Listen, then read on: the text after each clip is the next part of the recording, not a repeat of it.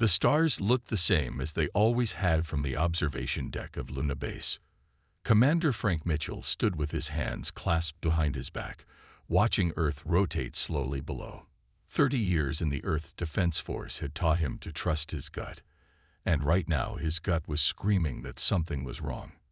"Commander, you need to see this," called Lieutenant Susan Wright from her monitoring station. Her voice was steady, but Frank caught the edge of concern. He moved to her side, studying the display. The deep space sensors near Neptune were picking up unusual energy patterns, strange ripples in space that shouldn't be there. "How long has this been happening?" he asked. 3 days, sir. At first we thought it was equipment malfunction, but 4 separate systems are showing the same anomalies. Frank frowned. "Send the data to Dr. Carter at the Lunar Observatory. And notify Mars Command. I want every outpost on alert status." Across the vacuum of space, Dr. Olivia Carter was already concerned. The gravitational readings near Neptune had been bothering her for a week. Small distortions, almost imperceptible, but definitely there. Something large was moving out there, yet remained invisible to conventional detection. She ran another analysis, then sat back in her chair, rubbing her tired eyes. The coffee had gone cold hours ago. The computer beeped, displaying a new message from Luna Base. The same anomalies, different detection method. This confirmed her fears. Olivia reached for the secure communication line to Earth. This wasn't a natural phenomenon. Something or someone was hiding at the edge of their solar system. Near Jupiter's moons, the mining vessel Dakota was finishing its collection run. Captain Paul Winters was eager to return to Mars Colony. His daughter's birthday was in 5 days, and he had promised to be there. "Final extraction complete, Captain," reported his first officer, Kelly Grant. "We're ready to head home." "Set course for Mars," Paul said, smiling. "Let's." The ship shuddered violently. Warning alarms blared across the bridge. What was that? Paul gripped his chair as the ship stabilized. "Unknown, sir," said Kelly, fingers flying across the controls. "Something just scanned us with some kind of energy beam." The space around them warped, and suddenly a ship appeared less than a mile away. It was dark, angular, with no visible windows. Nothing like any human vessel. Spikes and weapon ports covered its surface. "Send emergency signal to Mars Command," ordered Paul, his mouth dry. "Tell them we've made contact with." The alien vessel fired. A beam of green energy sliced through the Dakota's hull like it was paper. The mining ship's reactor went critical almost instantly. Paul's last thought was of his daughter waiting for him on Mars. The Dakota exploded in a brief, brilliant flash, then was gone. The alien ship cloaked itself again, continuing its silent surveillance of the human outposts. 3 days later, the warship U.S. Vigilant arrived at the Dakota's last known coordinates. Commander Amy Pearson stood on the bridge, staring at the debris field on the view screen. "Analysis," she asked her science officer. "The Dakota was destroyed by a directed energy weapon, Mom. Far more advanced than anything we have. And I'm detecting traces of unknown alloys in the debris field. Not from the Dakota." Amy's expression hardened. "Search pattern. I want to know who did this." For hours, the Vigilant combed the area, finding nothing until a young ensign spotted something on the sensors, a faint energy trail leading toward Saturn. They followed it cautiously, shields raised. Behind the orbit of Saturn's moon Titan, they found more debris. Not human this time. A piece of dark metal, covered in strange symbols. "It's part of a ship," the science officer confirmed, "but like nothing we've ever built." Amy took the artifact in her hands, feeling its alien weight. "Send this to Earth immediately, and patch me through to Admiral Summers. Priority Alpha." As the Vigilant raced back to Earth, more reports came in. Outposts in the outer solar system reported glimpses of strange ships that appeared and disappeared. Communications with Ganymede Colony became sporadic, then stopped entirely. The truth was becoming clear. Earth wasn't alone anymore. And their visitors hadn't come in peace. Humanity had just become prey. The emergency alarms on Europa Station wailed as the staff ran to their stations. Director Sam Powell watched the radar screen with growing horror. 3 large ships had appeared seemingly out of nowhere, their strange angular shapes unlike anything humans had built. "Get me Earth Command," Sam ordered, his voice steadied despite his racing heart. Before the communications officer could respond, the station shook violently. The lights flickered and went out, replaced seconds later by the dim red of emergency power. "Main power is down," reported Chief Engineer Mia Gonzalez. "They hit us with some kind of energy pulse." Sam grabbed the emergency transmitter. "Europa Station to Earth Command. We are under attack by unknown vessels. Repeat, we air." Another blast rocked the station. The ceiling cracked, and air began to hiss out into the vacuum of space. Sam's last action was to hit the station-wide evacuation alarm before the control room depressurized. The transmission reached Earth 20 minutes later, one of dozens pouring in from across the solar system. In the Pentagon's underground war room, Admiral Catherine Summers listened to each report with a grim expression. "Ganymede colony has gone silent," reported her aide. "Europa Station's distress signal cut off mid-transmission. We've lost contact with 6 deep space outposts and 14 ships." Catherine turned to the assembled military leaders and the president's representative. "Ladies and gentlemen, we are at war. An unknown alien force is systematically attacking our outer system installations." "What do we know about them?" asked Defense Secretary Alan Wade. "Very little. They appear to have technology far beyond ours, including some form of cloaking device. They strike without warning and with overwhelming force." On the main screen, a map of the solar system showed red dots where communications had been lost, spreading inward from the outer planets toward Earth. In another part of the complex, Dr. Nathan Ellis worked frantically to decode the partial transmission captured from the attackers. After hours of running computer analyses, he finally had something. "Admiral," he said, entering the war room with a tablet, "we've translated part of their transmission. It's a message repeating on all frequencies during their attacks." He played the audio. A harsh, guttural voice spoke. "Resistance is temporary. Your species will serve." A heavy silence fell over the room. "They're not here to make friends," Catherine said finally. "They're here to conquer." Meanwhile, near Saturn, Lieutenant Gray Howard and the crew of the patrol ship Falcon hid within the planet's dense rings. Their small vessel was dwarfed by the massive alien cruiser passing less than 1,000 kilometers away. "Power down everything but life support and passive sensors," Greg ordered, and nobody breathed too loud. Through the viewport, they watched as the alien vessel fired on a research station on Titan, Saturn's largest moon. The station disintegrated in seconds. "Are we recording this?" Greg whispered to his science officer. "Every bit of it, sir. Their weapon signatures, shield configurations, propulsion emissions, everything our sensors can pick up." For 6 hours, they remained hidden, gathering crucial intelligence as the alien ship methodically destroyed every human outpost in the Saturn system. When it finally moved on toward Jupiter, Greg ordered the engines restarted. "Set course for Earth, best possible speed. Stay in the shadow of the rings until we're clear, then go to maximum burn. That data might be the most important cargo in human history." The Falcon slipped away undetected, racing toward Earth with its vital information.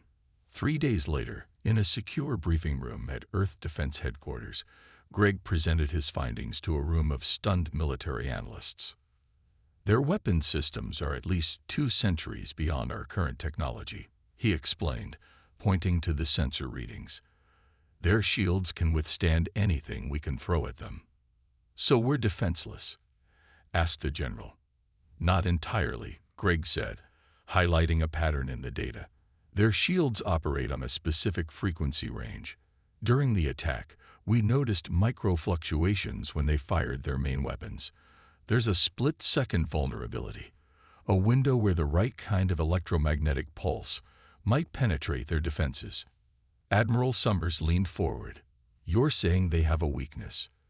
"Yes, Mom. A small one, but it's there. We just need to find a way to exploit it." For the first time since the attacks began, there was a glimmer of hope in the Admiral's eyes. "Lieutenant Howard, you've given us a chance. Now we need to make the most of it." Mars colony was next. The alien ships appeared in orbit without warning. Governor Steve Campbell watched from the command center as red dots filled the sky monitor. "How many?" he asked the defense coordinator. 17 vessels, sir. Much bigger than the ones at Eurova." Steve took a deep breath. Mars had better defenses than the outer colonies, but nothing that could stop what had destroyed those outposts. "Begin immediate evacuation to the underground shelters. Send all defense data directly to Earth. They need to know what they're facing." As sirens wailed across the colony, families rushed to the underground bunkers carved deep into the Martian soil. Children cried as parents tried to stay calm. This was not a drill. On Earth, President Diane Powell stood before the United Nations General Assembly. Her face, broadcast to every screen on the planet, was solemn but determined. "People of Earth, we face the greatest challenge in human history," she began. "An alien force has invaded our solar system.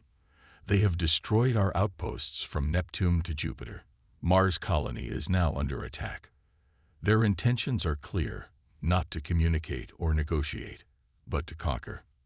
She paused, letting the gravity of her words sink in.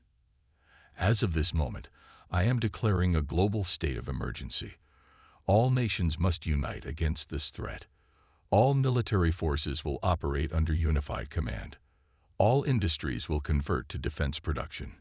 We must mobilize every resource, every mind, every hand." Around the world, people watched in stunned silence. Some panicked. Others prayed. Many simply held loved ones close. "Humanity stands at the brink," the president continued. "We face an enemy that seeks not to negotiate, but to enslave. Today, we put aside all differences. Today, we mobilize." Within hours, the transformation began. Car factories retooled to build armored vehicles. Shipyards that once made cruise liners now constructed pieces of warships. Universities turned their laboratories over to weapons research. At the Massachusetts Institute of Technology, engineer Alan Murphy led a team working around the clock. The prototype quantum resonance weapon, originally designed for asteroid mining, sat on the lab bench, partially disassembled.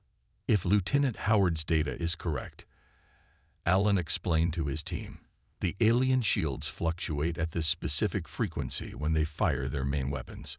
If we can match that frequency and deliver a counterpulse at exactly the right moment."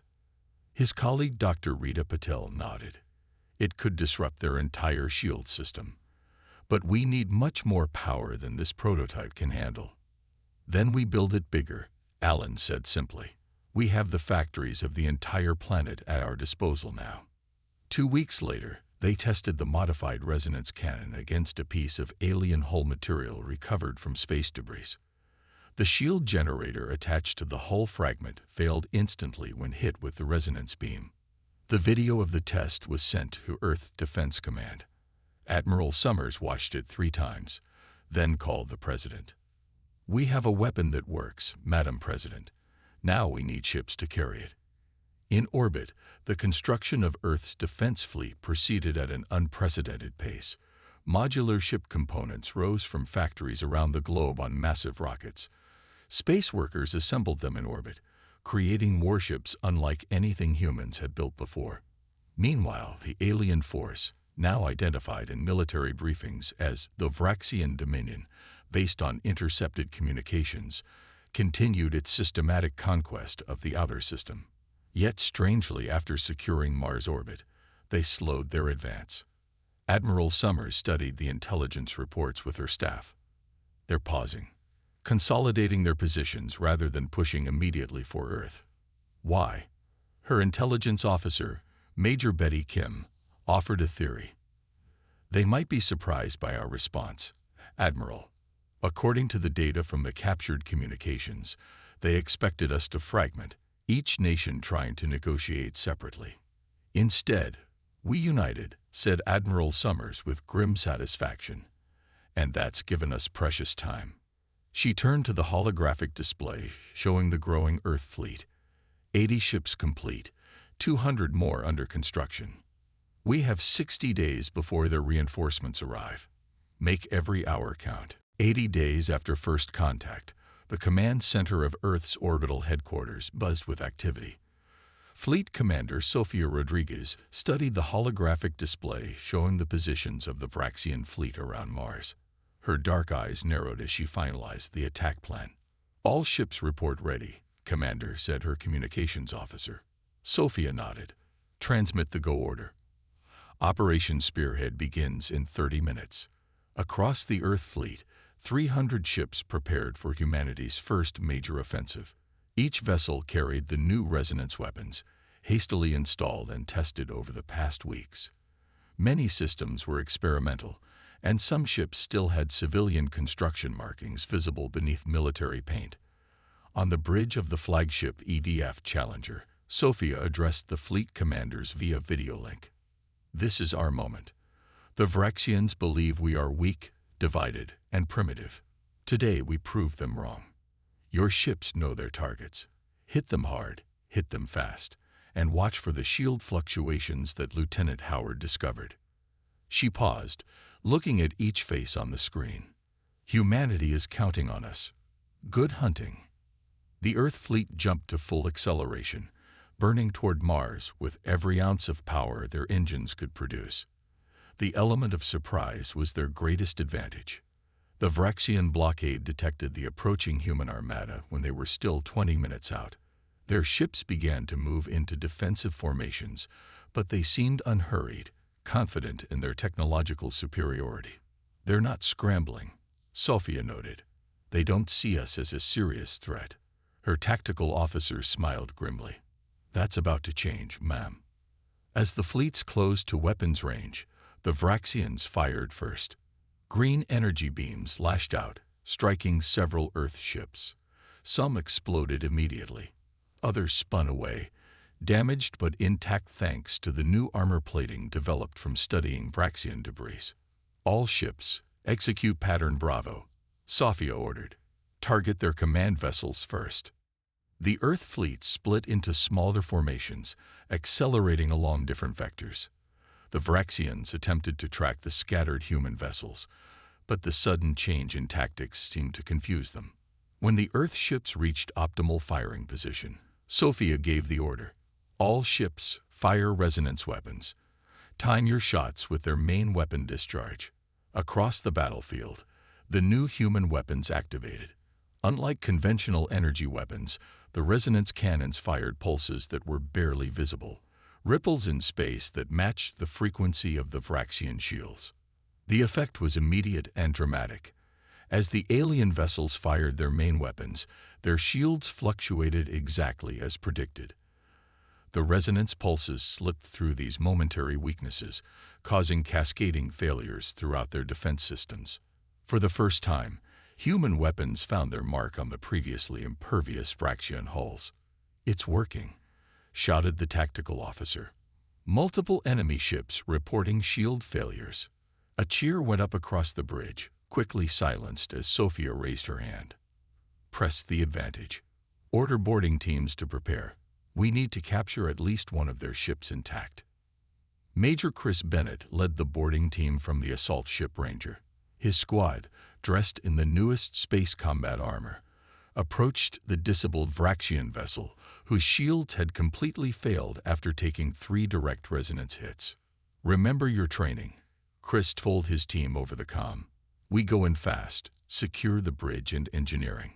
We need their tech, and, if possible, prisoners for intel. They breached the alien hull using cutting charges, then pushed inside with weapons ready.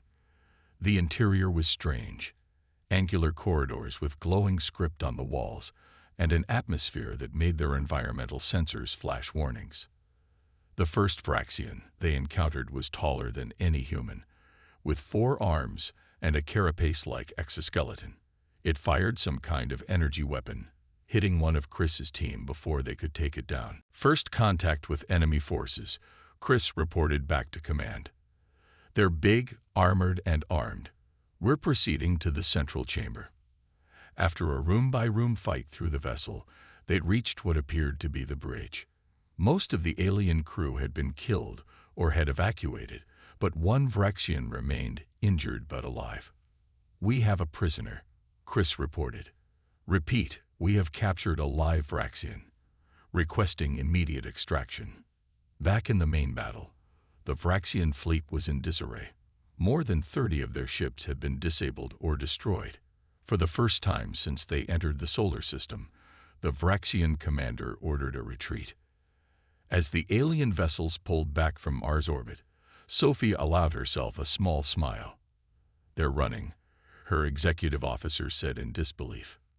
"For now," Sophia replied, "but they'll be back, and in greater numbers." This was just the first battle of a long war. She opened a channel to Earth Command. "Operation Spearhead successful. The Vraxians are in retreat. We've captured one of their vessels and taken a prisoner. Humanity has won its first victory." The captured Vraxian was kept in a special containment facility beneath the Rocky Mountains. Dr. Lisa Peterson led the team studying the alien. After 3 weeks of work, she had made a breakthrough in communication. The Vraxians use a combination of sounds and chemical signals, she explained to Admiral Summers and President Powell. "That's why our initial translation attempts failed. We were only getting half the message." Using a newly developed translator device, Lisa demonstrated her progress. The Vraxian, now known as Subject 1, responded to questions through a computer interface. "Why did your people attack us?" President Powell asked directly. The alien's reply appeared on the screen. "Your species shows dangerous traits: adaptability, aggression, independence. The Dominion classifies Earth as Class 1 subjugation priority." "What does that mean?" asked the Admiral. "Species too threatening to permit any autonomy. Must be completely controlled or eliminated." The room went silent as they absorbed this information. "At least we know where we stand," the President said finally. Before they could ask more questions, an urgent message came through from the Deep Space Monitoring Station. An unidentified vessel had appeared at the edge of the solar system. But unlike the angular Vraxian ships, this one was smooth and organic in design. "Another alien species?" Admiral Summers asked in disbelief. The answer came minutes later when the strange ship broadcast on all frequencies. Unlike the harsh Vraxian language, this communication was almost musical. At Earth's main communication center, the message repeated until technicians figured out how to respond. To everyone's surprise, the alien vessel then requested permission to approach Earth under peaceful terms. Admiral Summers ordered a squadron to escort the visitor, while defense systems remained on high alert. The elegant ship moved gracefully into Earth orbit, dwarfed by the human defense fleet surrounding it. A single shuttle departed from the alien vessel, landing at the designated secure facility in the Arizona desert. From it emerged a being unlike any human had ever seen. Tall and slender with iridescent skin that seemed to shift colors, it moved with fluid grace. Ryan Adams, Earth's top negotiator, met the visitor in a specially prepared room. The alien placed a small device on the table between them. "I am Ilara of the Nulori," it said through the translator. "We have been watching your world since you first broadcast radio signals into space." "Why have you come now?" Ryan asked. "Because you have done the impossible. You have defeated the Vraxians in battle." Ilara's large, multifaceted eyes blinked slowly. "No species has managed this in over 500 years. The alien explained that the Nulori were once a proud civilization until the Vraxians conquered them centuries ago. Most Nulori served the Dominion, but a resistance movement had survived in secret, waiting for the right moment to strike back. "We have technology that can help you," Ilara said, "and intelligence about Vraxian strategies. In return, we ask to fight alongside you. Your victory could inspire rebellions on 12 subjugated worlds." Ryan leaned forward, Why trust us? How do you know we won't become conquerors ourselves if we win? Ilara made a sound like gentle wind chimes, which the translator identified as laughter. We have studied your broadcasts, your art, your conflicts. Humans fight fiercely among themselves, yet unite against common threats. You build weapons of great destruction, yet create beauty that moves even Nilori hearts. You are dangerous, yes, but you value freedom, for yourselves and others. Before Ryan could respond, an emergency alert sounded. The deep space monitors had detected a massive energy signature entering the system. Vraxian reinforcements, Ilara said grimly. A fleet 5 times larger than the first wave. They will reach Mars in 7 days. Ryan made his decision quickly. I will recommend to our leaders that we accept your alliance. We need all the help we can get. As they left the meeting room, Ryan looked up at the sky. Somewhere up there, the largest alien armada ever seen was heading toward Earth. Humanity had won a battle, but the war was just beginning. News of the alliance with the Nilori spread quickly across Earth. For the first time, humans realized they were not alone in fighting the Vraxians. Other species had suffered under their rule for centuries. What had begun as a desperate defense of Earth was becoming something much larger, a fight for freedom that would echo across the stars. The massive shipyards in Earth orbit worked day and night. With Nilori assistance, human engineers incorporated alien technology into new warships. What once would have taken years now happened in days. Colonel Jack Daniels watched from the observation deck as the newest vessels took shape. As the leader of Earth's Special Forces unit, he would soon lead a critical mission. Impressive, aren't they? Asked Ilara, the Nilori ambassador, who had joined him. Jack nodded. A month ago, we couldn't even scratch their shields. Now we have a fighting chance. The Vraxians have ruled through fear for too long, Ilara said. They never expected to face a united resistance. In a secure briefing room below, Maria Fletcher interrogated the Vraxian prisoner. After weeks of questioning, they had learned crucial information about their enemy. The Vraxian command structure is completely rigid, Maria explained to the Joint Human-Nilori Military Council. They function on absolute obedience to the Sovereign Triad, their ruling body. Field commanders have almost no authority to adapt to new situations without approval. Admiral Summers studied the holographic display showing the approaching Vraxian armada. How can we use this against them? Their fleet is led by a single commander called the Fleet Overseer, Maria continued.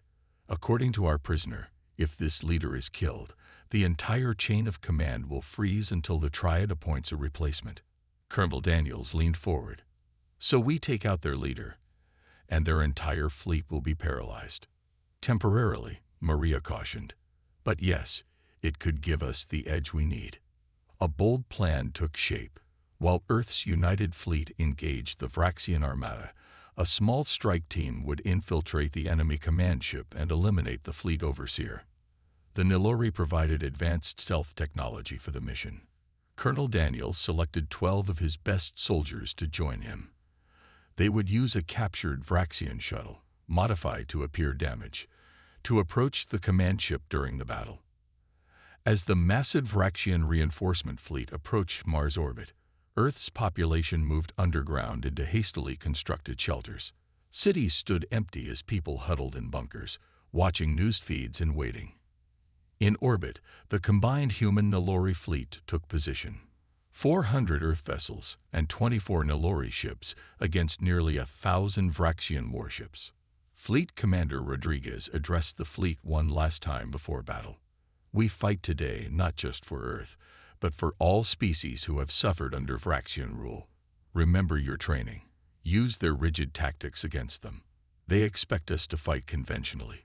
We won't.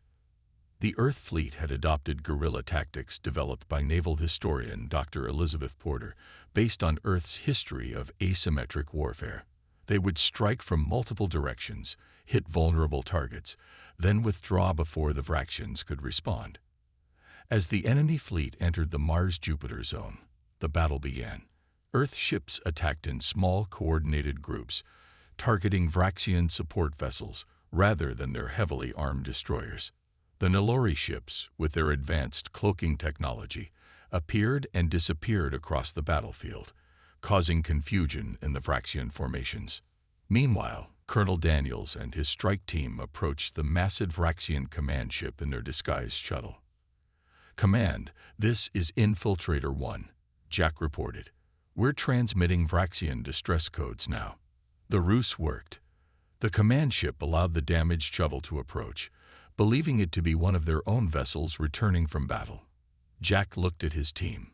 "Once we're inside, we'll have 30 minutes at most to reach the command center.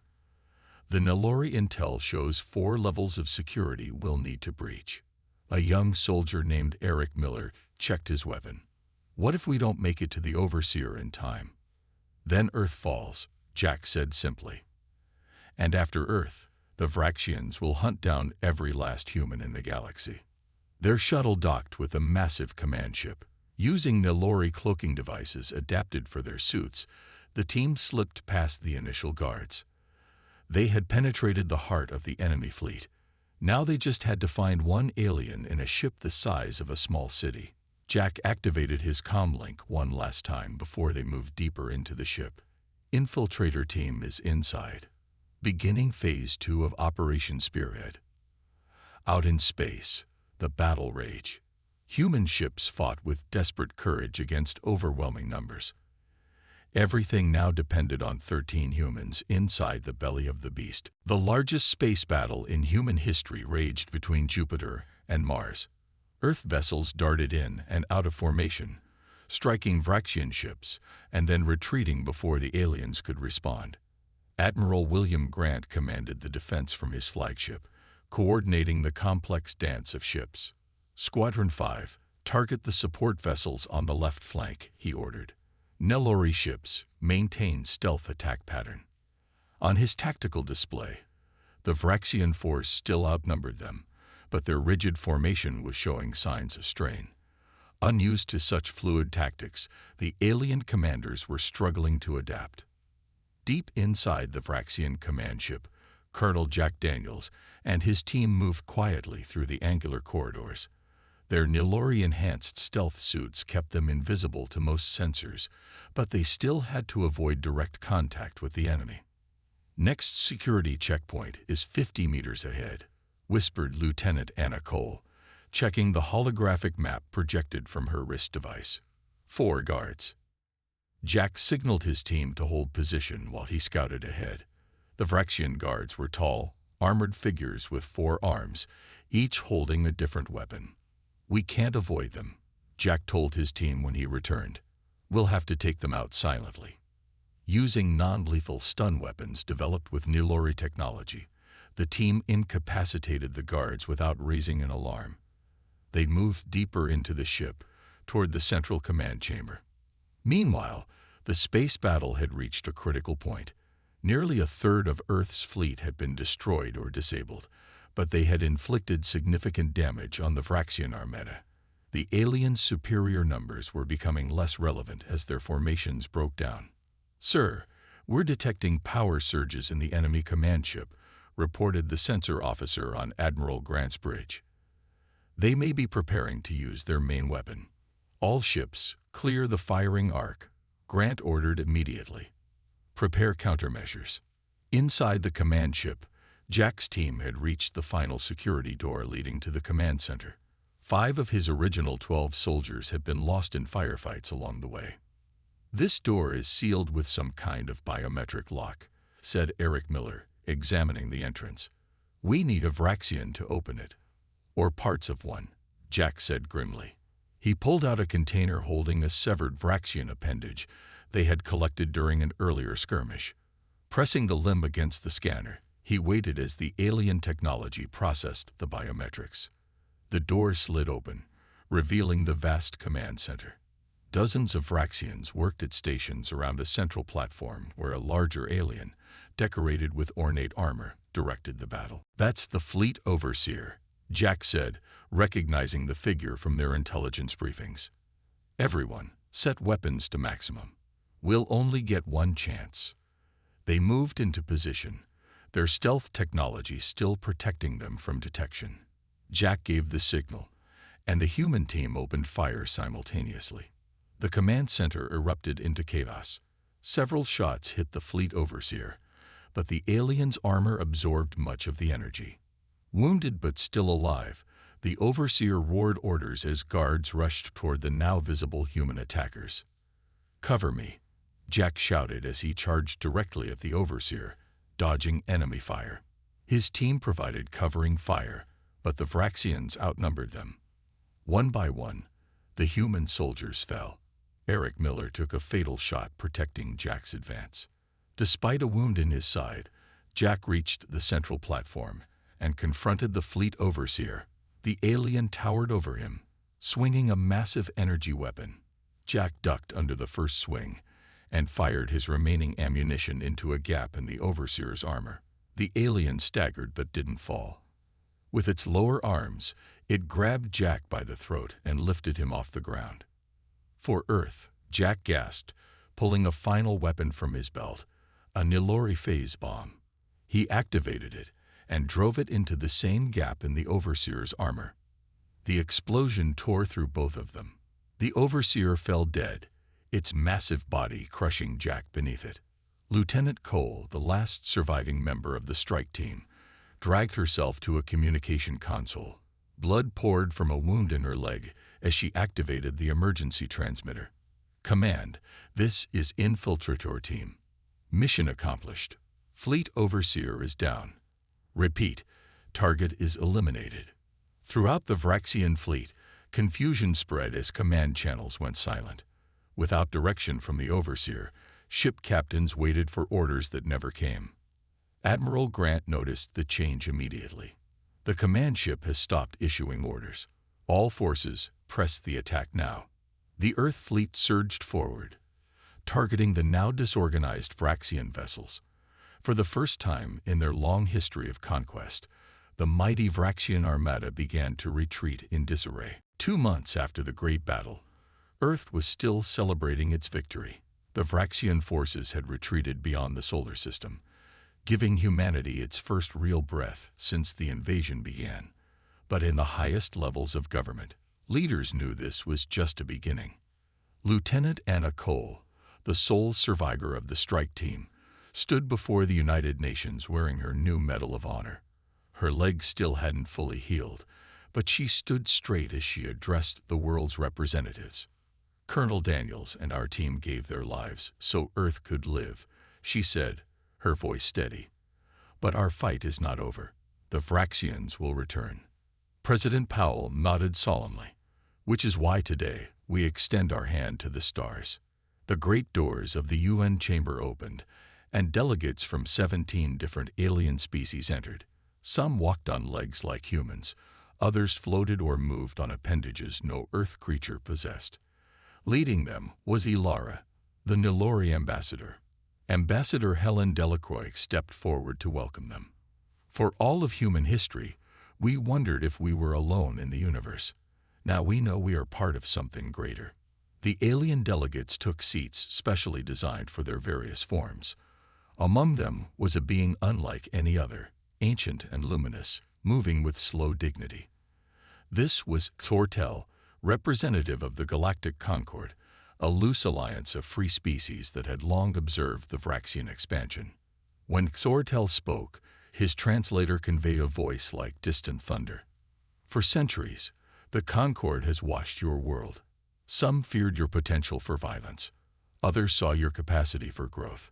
When the Vraxians attacked, the galaxy held its breath.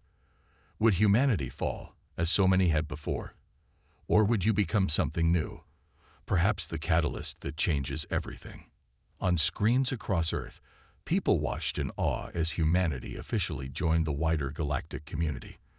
The Treaty of Soul was signed, marking Earth's entry into the Galactic Concord while preserving human sovereignty. Meanwhile, in space, the work continued. The shipyards above Earth now produced vessels designed for both war and peace. Newly commissioned Captain Olivia Carter, the scientist who had first detected the Vraxian arrival, walked through the gleaming corridors of the U.S. Dauntless, Earth's newest flagship. "Engine room reports ready, Captain," said her first officer, a human named Heath Rogers. "Navigation systems calibrated," added the Nilori pilot who had volunteered to serve on this human vessel. Olivia took her seat in the captain's chair, looking around at her diverse crew. Humans worked alongside beings from 3 other species, all united by their fight for freedom. "Our mission is both simple and enormous," she told them. "We will join the joint fleet liberating Vraxian-controlled worlds. The people of Rigel 7 have been enslaved for 300 years. We're going to help them take back their home." As the Dauntless prepared to depart, news arrived from the edges of explored space. The Vraxian homeworld was in turmoil. The Sovereign Triad faced revolution from within as word of their defeats spread. For the first time in their long history of conquest, the Vraxians were on the defensive. On a dozen subjugated worlds, populations rose against their overseers. Ships that once enforced Vraxian rule now joined the growing rebel fleet. The tide had turned. Olivia gave the order, and the Dauntless moved away from Earth, its new engines glowing with power derived from both human and alien technology. "Set course for Rigel 7, she commanded. "Maximum speed." As the ship accelerated toward the stars, a message from Earth followed them into space. When humanity mobilized, the galaxy held its breath. "Now, together, we can all breathe free." The Dauntless disappeared into the depths of space, carrying with it Earth's greatest gifts: resilience, adaptability, and an unwavering desire for freedom. Not just for humans, but for all beings who wished to determine their own destiny. The war was not over. The Vraxians remained powerful despite their setbacks. But for the first time in centuries, hope spread across the stars. The spark of resistance that began on a small blue planet had ignited a flame that would not be easily extinguished. And somewhere in the vast cosmos, other civilizations watched with growing interest as humanity took its first true steps into the galactic community, not as conquerors, but as liberators.